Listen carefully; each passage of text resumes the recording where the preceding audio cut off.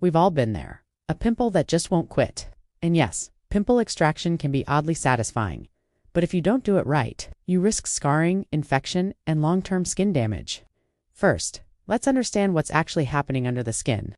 Pimples form when pores get clogged with oil, dead skin cells, and bacteria. The type of pimple you have determines if extraction is even safe. If it's a whitehead or blackhead, you can usually extract it safely at home. But cystic acne or deep nodules, those should be left alone and treated by a dermatologist. Before you start, wash your hands, cleanse your face, and steam your skin for 5 to 10 minutes to open up the pores. Use a clean Comedon extractor or tissue-covered fingertips. Apply gentle, even pressure.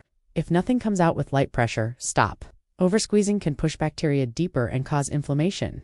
After extraction, disinfect the area and always clean your tools with rubbing alcohol. Finish with a calming moisturizer and a spot treatment with benzoyl peroxide or salicylic acid. This helps heal the skin faster and reduces the risk of another breakout in the same spot. If you struggle with frequent breakouts or deep painful pimples, make an appointment with a licensed esthetician or dermatologist. Professional extractions are safer, more effective, and can be combined with treatments like chemical peels or LED light therapy. Don't forget to like and subscribe.